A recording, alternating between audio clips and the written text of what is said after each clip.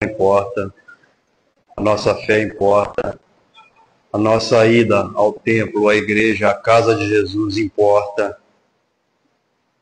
Que possamos manter sempre bons pensamentos, que Ares de Oliveira e toda a equipe espiritual dessa casa nos permita iniciar os trabalhos dessa noite, que Ele possa abençoar a nossa irmã Catrine, que vai fazer o estudo dessa noite.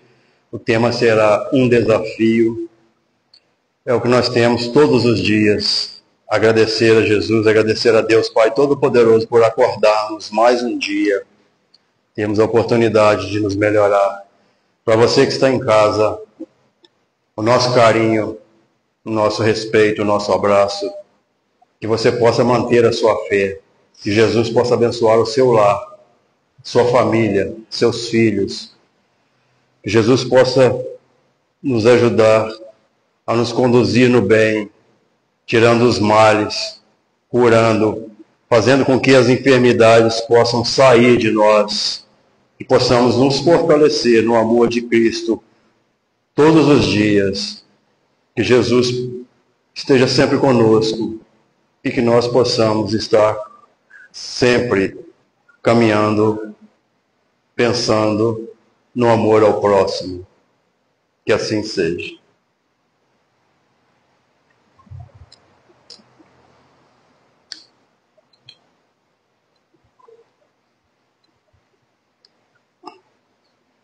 Vamos falar com o pedestal.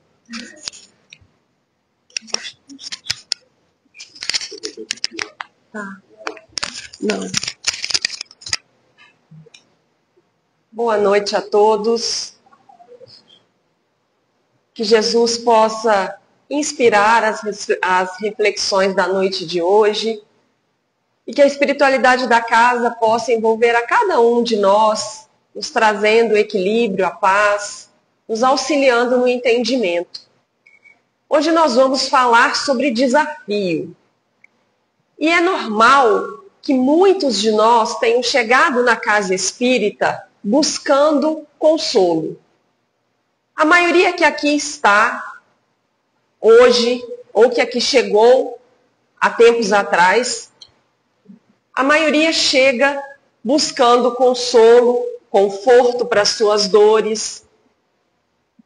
E muitas vezes se sentem cobrados, né? Nós, há pouco tempo atrás, conversávamos com uma amiga que nos deu essa informação, que às vezes chegava na casa espírita buscando um consolo, e ao invés de encontrar esse consolo, encontrava cobrança, se sentia cobrado.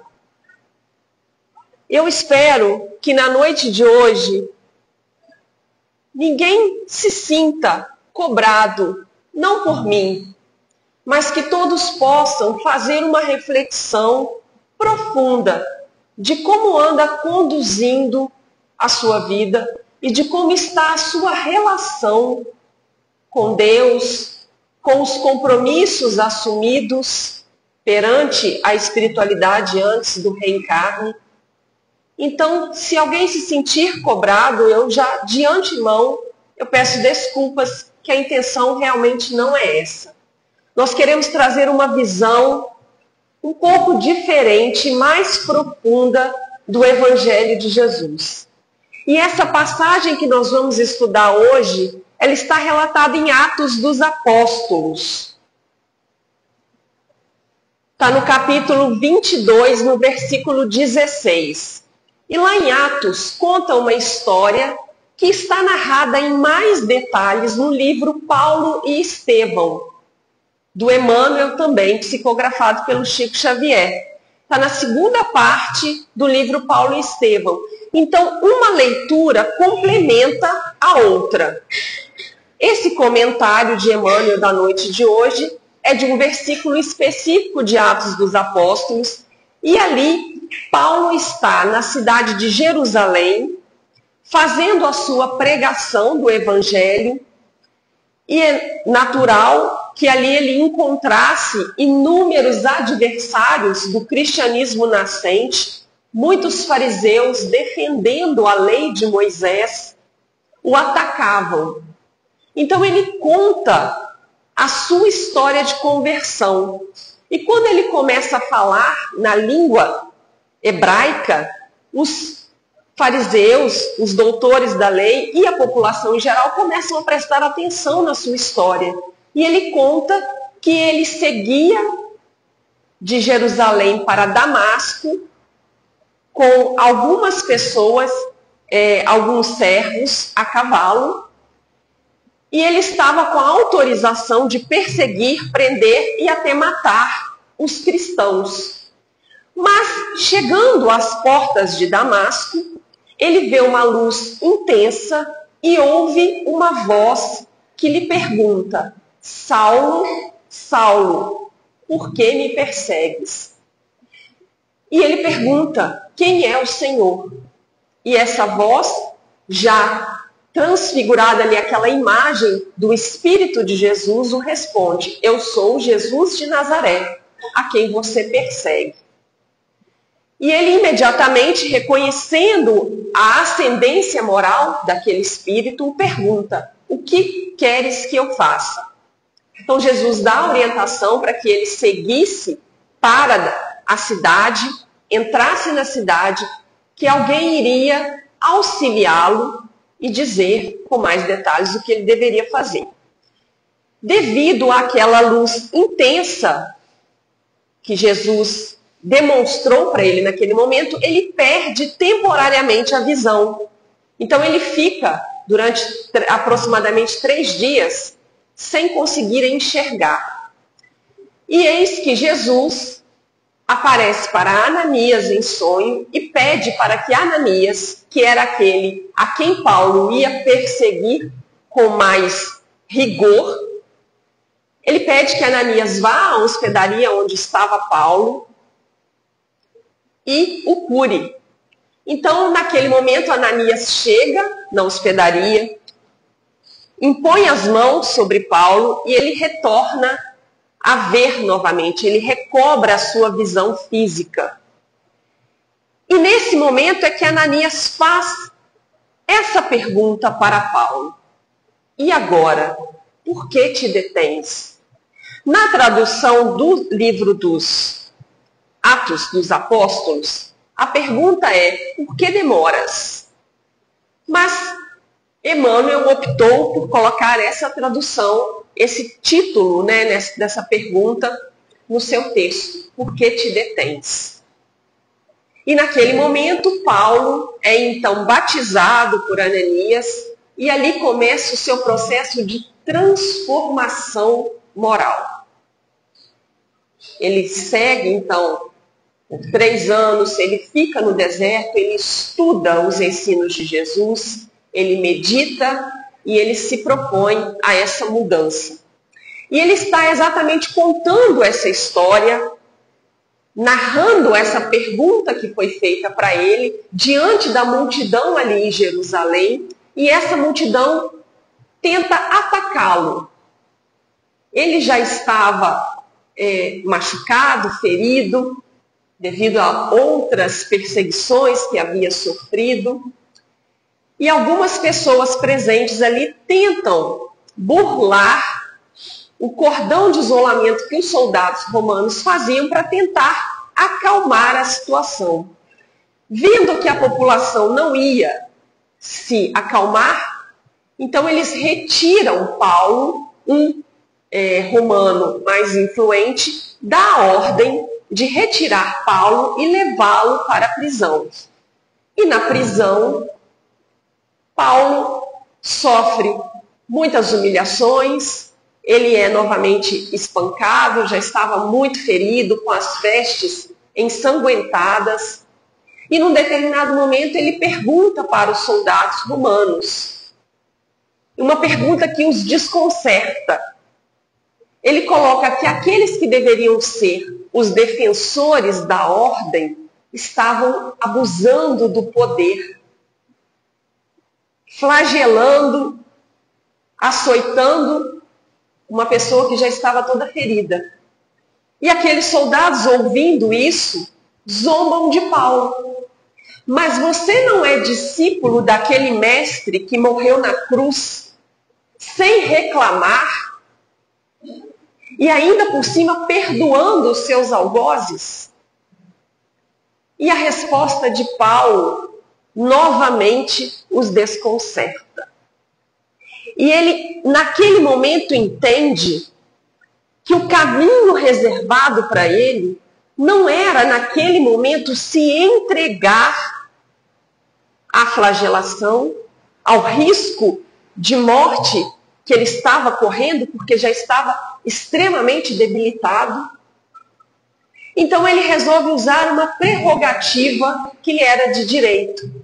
Ele afirma para os soldados romanos que ele era um cidadão romano. E por ser um cidadão romano, ele não poderia ser condenado ou castigado antes de um julgamento. E é interessante a gente olhar como a gente vê que o tema da noite central é desafio. Naquele momento, como Paulo tinha a noção, a clareza daquilo que era o seu propósito, o seu caminho. Não era, naquele momento, morrer pelo Cristo, e sim viver por Ele. Exemplificar em todos os instantes da sua existência os ensinos de Jesus. Então ele lança a mão desse direito para se furtar a novas tentativas de agressão e continuar a sua missão. Ele, de uma forma muito perspicaz, entende que ele era um devedor, um pecador. E para se ver quite com a lei de justiça, ele precisava viver. Ele precisava aprender a amar. Ele precisava aprender a perdoar, a passar por cima do seu orgulho. E isso ele tinha a consciência que só lhe era possível estando encarnado, estando vivendo na matéria.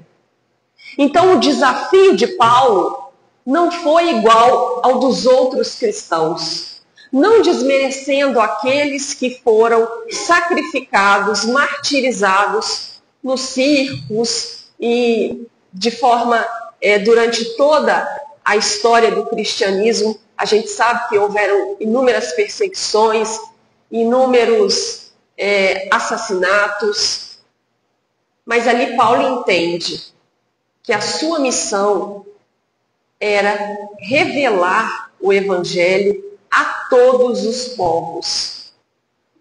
Então o seu desafio não era aceitar a morte, mas era viver exemplificando. E o nosso?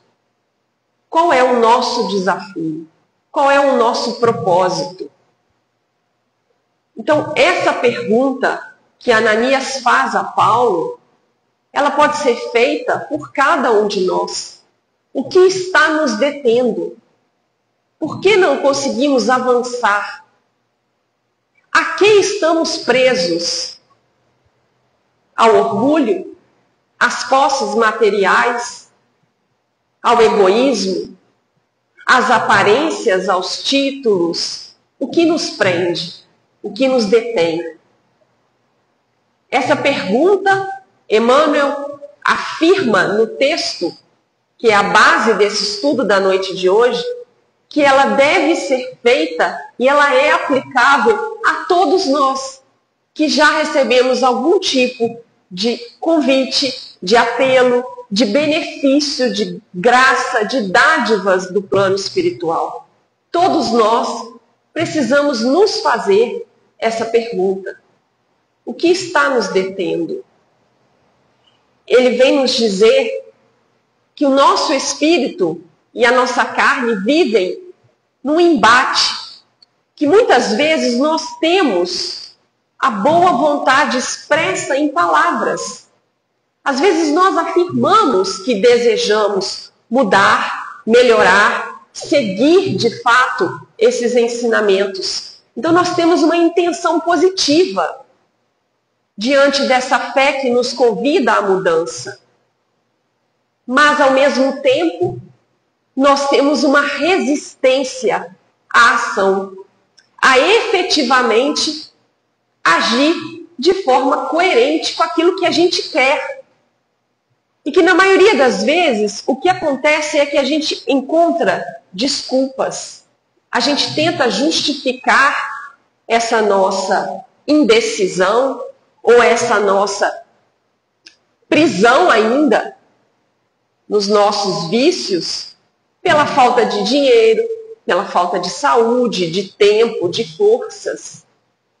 Então nós colocamos condições para seguir Jesus.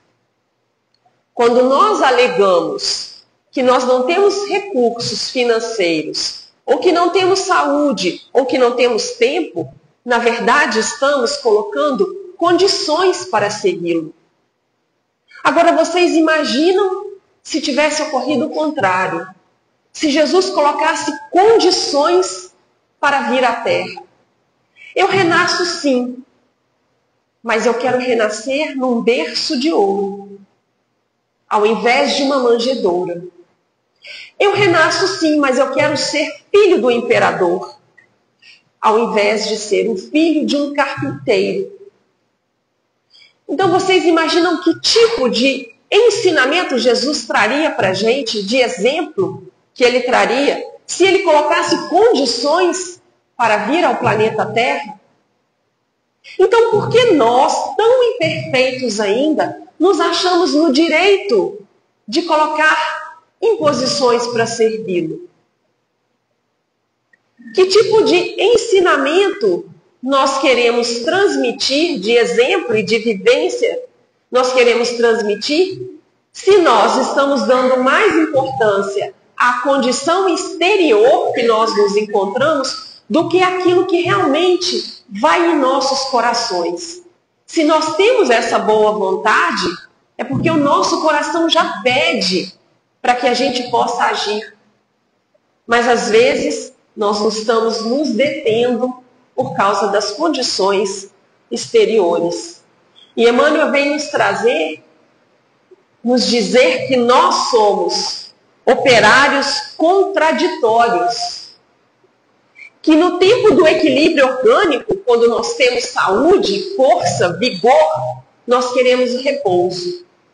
E aí, quando a enfermidade corporal chega, a dor bate à porta, nos convidando a uma mudança, aí sim nós dizemos que temos saudades daquele tempo que nós poderíamos servir e trabalhar com todas as forças. Então nós estamos sempre nesse embate da vontade com o comodismo, do desejo de fazer e aquelas amarras que ainda nos prendem. E o que é pior, às vezes nos prendemos nos abismos da queixa.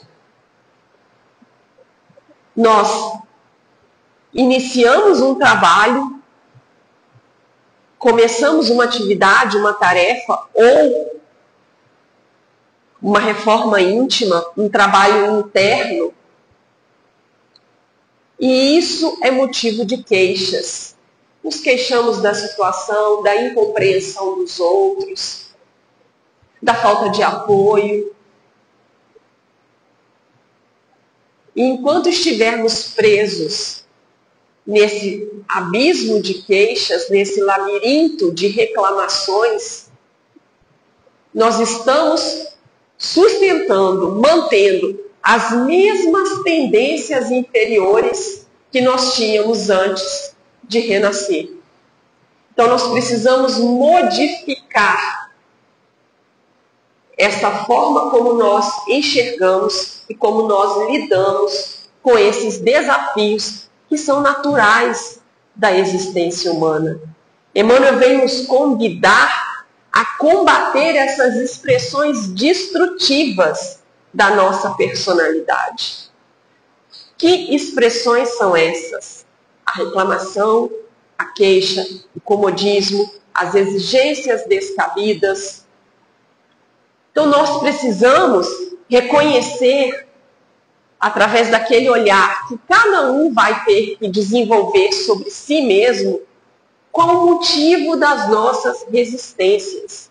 Por que nós não empreendemos essa caminhada de uma forma mais firme, de uma forma mais contínua? Porque às vezes a gente dá um passo para frente e 2 para trás. Nós precisamos superar o desânimo. É interessante quando a gente observa o universo, tudo no universo está em movimento. Todas as coisas. Nós temos a sensação de estarmos parados, mas na verdade nós estamos nos movimentando. O planeta se movimenta, a galáxia se movimenta, tudo é dinâmico.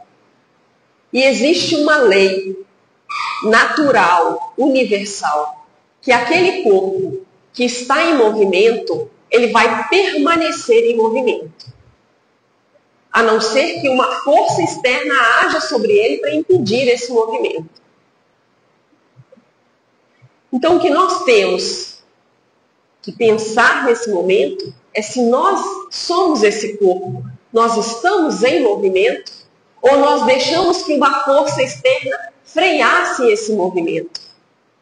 Se essa resposta for positiva, se nós tivermos deixado que alguma força externa tenha freado o nosso movimento em direção ao progresso, nós precisamos identificar que força é essa e trabalhar para que a gente vá retirando essa força aos poucos, para que a gente possa retomar o movimento, a caminhada rumo ao progresso.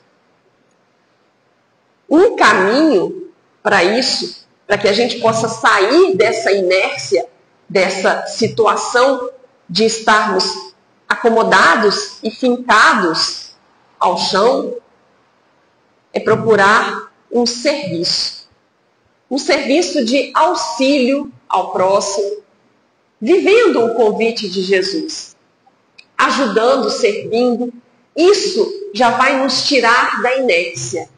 Quando você inicia um tipo de serviço ao próximo, seja ele de qualquer natureza, forças agem no seu íntimo.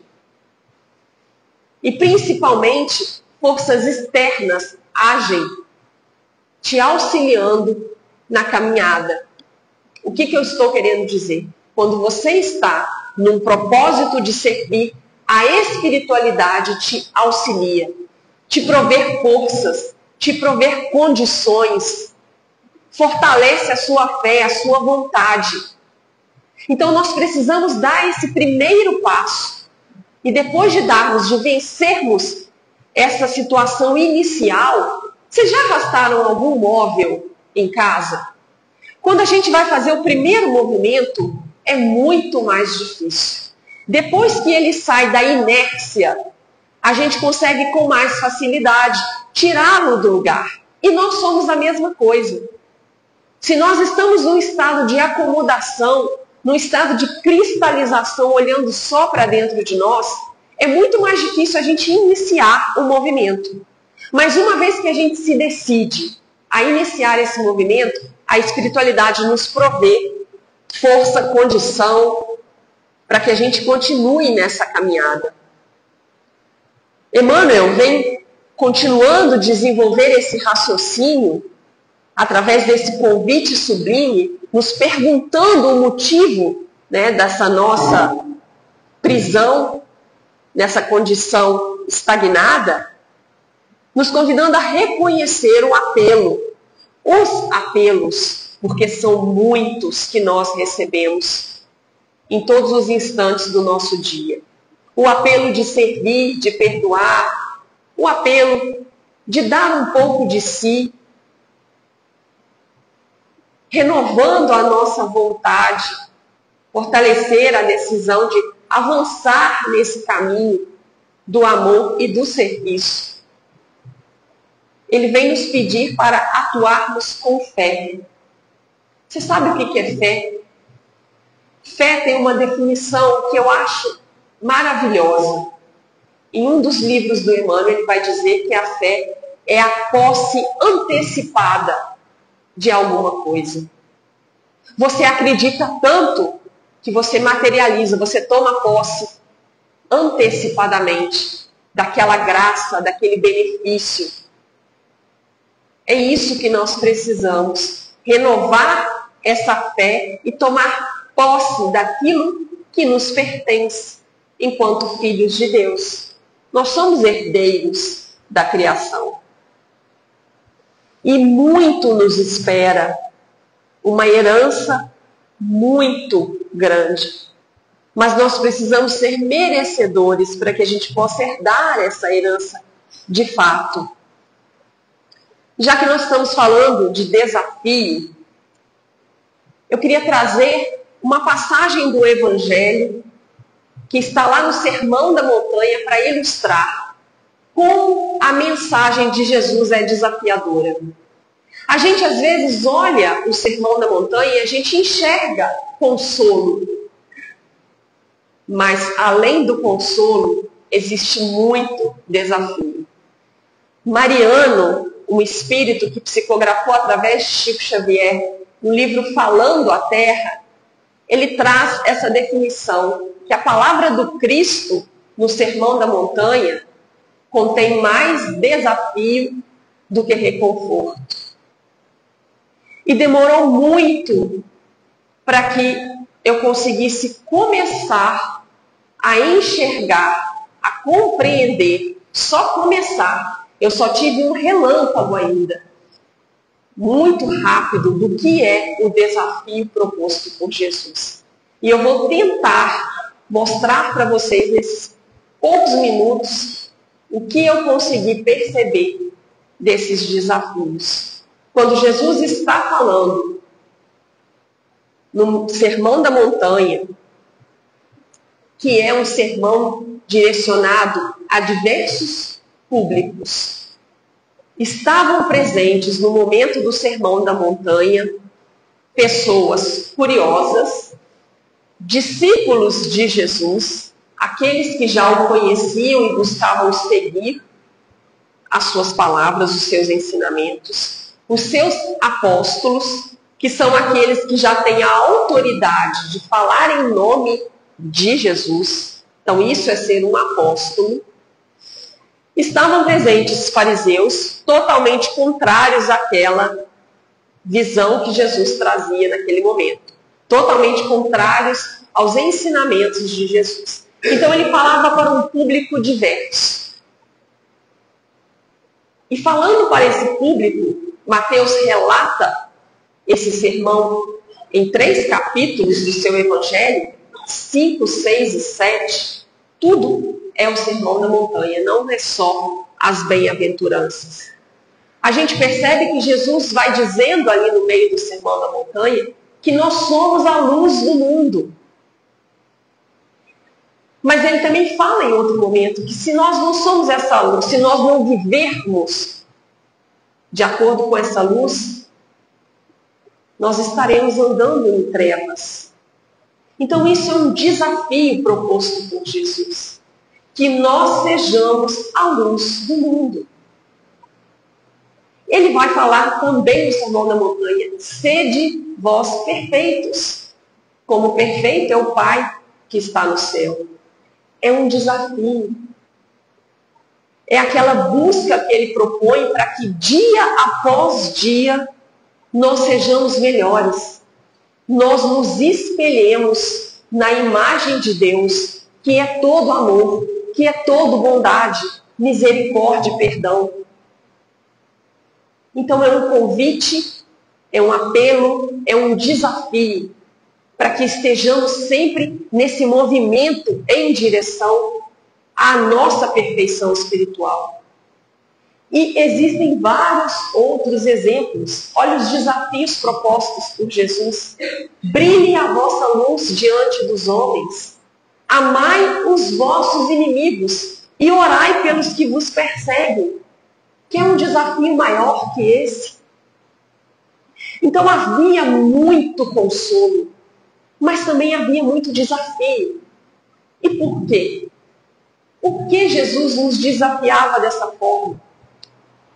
Porque ele, enquanto Espírito puro, ele entende que nós só vamos ser plenamente consolados, plenamente felizes, plenamente completos, se nós purificarmos o nosso espírito, se nós evoluirmos.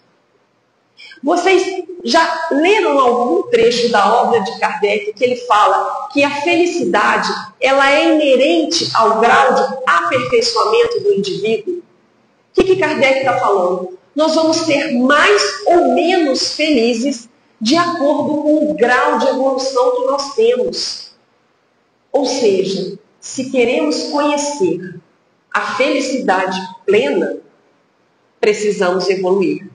Aquela felicidade que independe da situação, que independe das condições físicas, aquele estado de paz e comunhão perfeita com Deus, nós só vamos adquirir se nós caminharmos na direção da evolução. Por isso, Jesus nos desafia tanto, para que a gente saia dessa estagnação e a gente caminhe, para que a gente chegue no objetivo de espírito perfeito e a gente tome posse dessa felicidade, dessa vida plena. Por isso, tantos desafios, por isso, tantos convites a sermos melhores cada dia. Por isso a vida dele foi toda de exemplo de como fazer para atingir esse objetivo. Como eu faço para evoluir? Veja Jesus, se espelhe nele. Em todos os momentos e para todos os momentos, lá no Evangelho existe um roteiro a ser seguido. Independente do problema que você esteja passando, da dificuldade, lá no Evangelho tem a resposta de como você deve agir para aproveitar esse momento como forma de crescimento. Então, quando Jesus fala no seu Sermão da Montanha, e aqui eu vou fazer um parênteses, o Sermão da Montanha começa, as bem-aventuranças começam, todas elas, bem-aventurados, e aí ele completa uma situação e uma consequência, uma característica e uma consequência. Mas quando nós começamos a estudar o Evangelho, nós temos que ter a consciência que houveram diversas traduções. Jesus falava em aramaico, que era uma língua popular ali na sua terra. A língua oficial, a língua utilizada nos templos, nas situações mais formais, não era o aramaico, era o hebraico. Mas Jesus falava em aramaico. E o que ele disse foi registrado em hebraico. E do hebraico foi traduzido para o grego, que era o inglês da época de Jesus. Então, todas as nações, os mais cultos, falavam grego. Então, os textos de Jesus foram traduzidos para o grego. E do grego foi traduzido, posteriormente, para o português. Então, algumas coisas foram perdidas nesse processo de tradução. E alguns historiadores, buscando recuperar a originalidade do texto, começaram a pesquisar alguns termos. E um desses termos tem a ver com as bem-aventuranças. Quando você pega a versão em grego, a palavra que está lá é makarion. Makarion é traduzido como bem-aventurado ou felizes. Mas será que Jesus utilizou essa expressão? Ou isso foi uma interpolação que fizeram ali na hora de traduzir para o grego? Segundo alguns exegetas, a palavra que Jesus utilizou foi a palavra ashrei. em aramaico. E essa palavra está presente em 2 salmos. Tem 2 salmos que começam com a palavra Ashrei. É o salmo, se eu não me engano, 119 e o salmo 1. E essa palavra, quando você traduz para o português, você não traduz como bem-aventurado ou feliz, mas você traduz como uma expressão de avancem, ou avante, ou perseverem, prossigam. Então, uma tradução possível para as bem-aventuranças seria: avante os pobres em espírito, porque deles é o reino dos céus. O que Jesus estaria dizendo? Aquele que é pobre de espírito, ou seja, aquele que é simples, ignorante, que ainda não adquiriu os valores espirituais que enriquecem e engrandecem o espírito, esses precisam marchar, caminhar, perseverar, se colocar em movimento. Porque só assim eles vão atingir o reino dos céus. Então é esse desafio proposto com a recompensa lá no final. Você caminha, que lá no final você vai chegar nesse estado de completude íntima, de tranquilidade e paz, que ele propõe ali naquele momento de consolo do Sermão da Montanha. Então você prossegue, mesmo estando aflito, porque você sabe que você será consolado. Porque o Espírito, quando vai adquirindo a sabedoria, a inteligência, ele vai se sentindo cada vez mais consolado. Porque ele entende o porquê do sofrimento. Ele entende para que nós passamos por provas, por dificuldades, que nos auxiliam muitas vezes a encontrar soluções, a desenvolver a sabedoria, a capacidade de escolher. Então Jesus entendia isso numa profundidade tão grande que ele aliava consolo e desafio. Ele trabalhava com esses 2 lados, porque ele entendia que nós só vamos estar plenamente consolados quando nós tivermos mais evoluídos.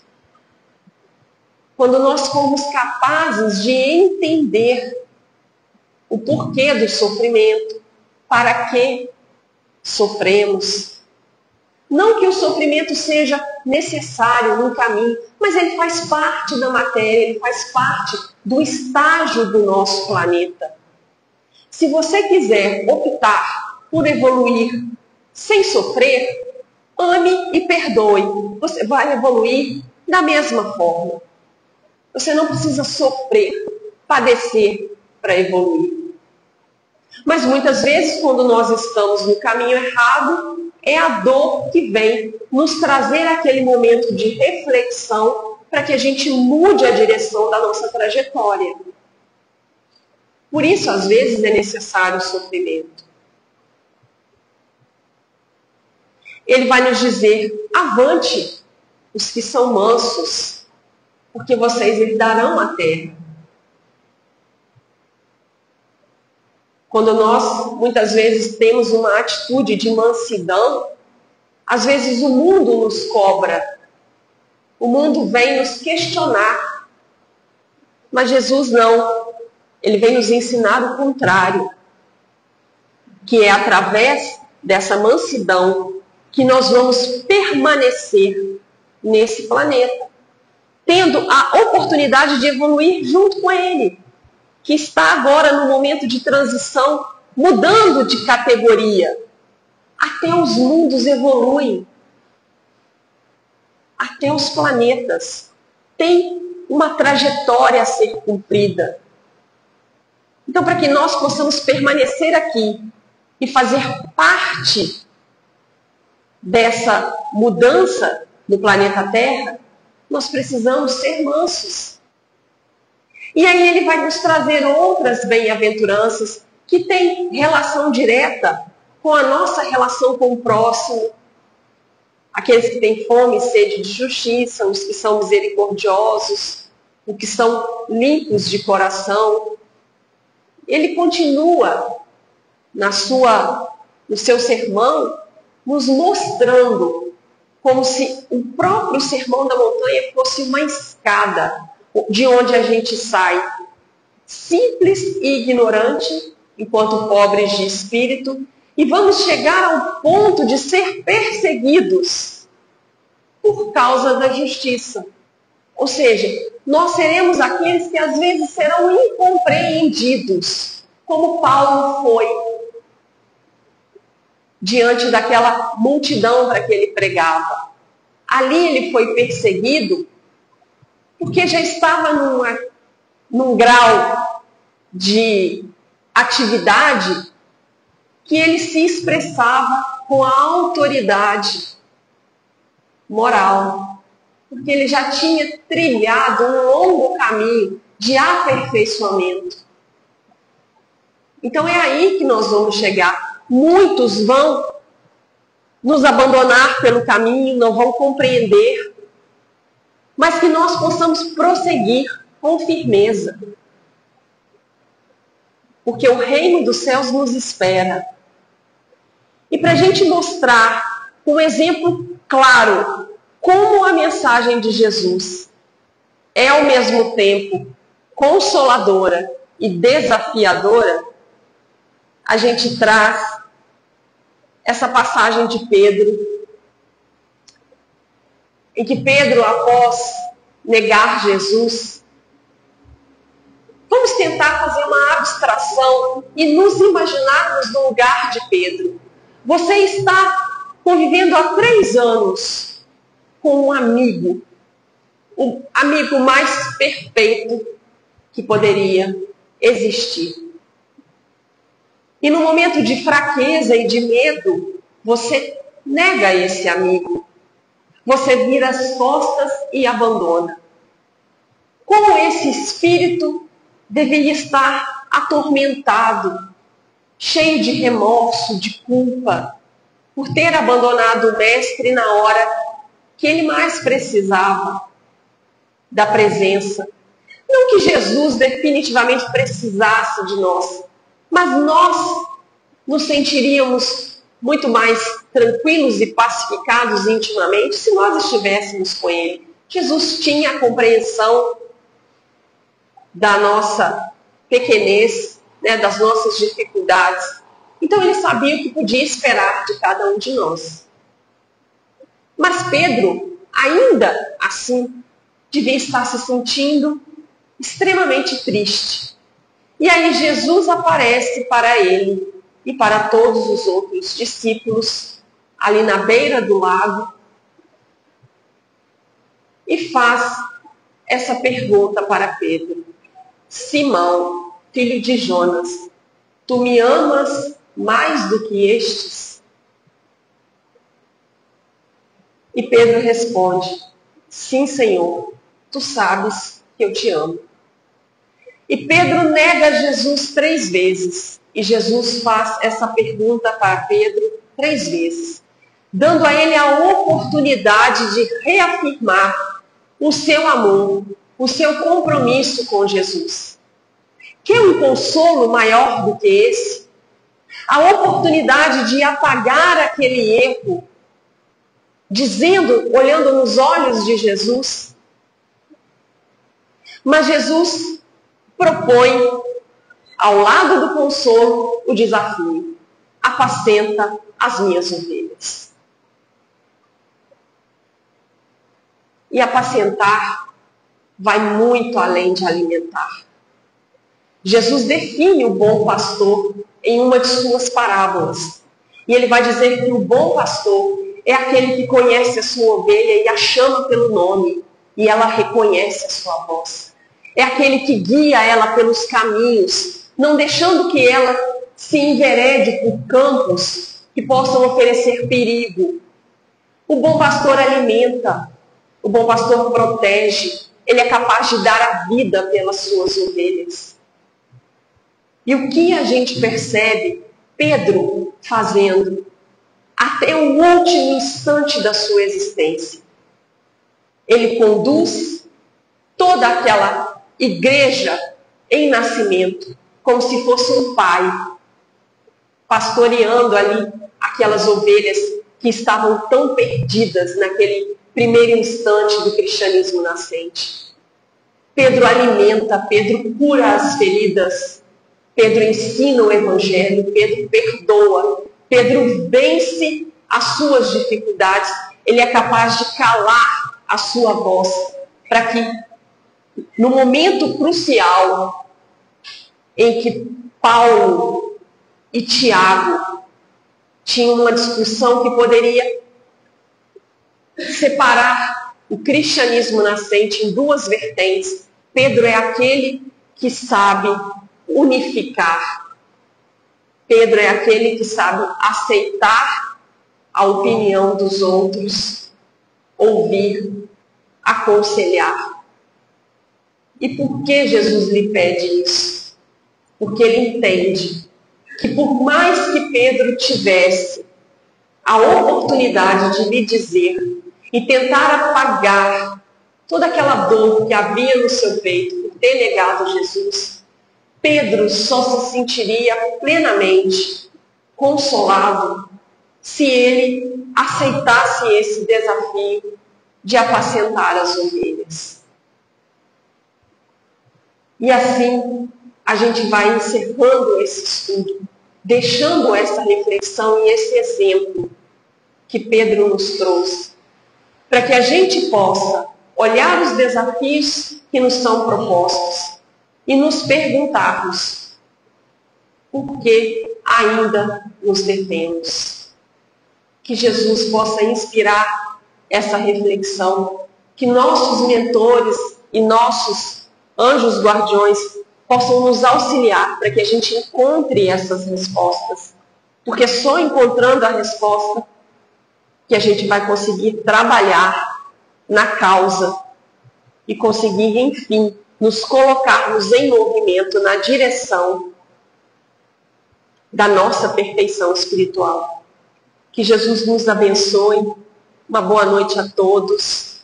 Que a espiritualidade dessa casa possa auxiliar a cada um, encarnado e desencarnado, que esteve aqui na noite de hoje, durante toda essa noite, nesse processo de internalização de tudo que foi dito aqui na noite de hoje.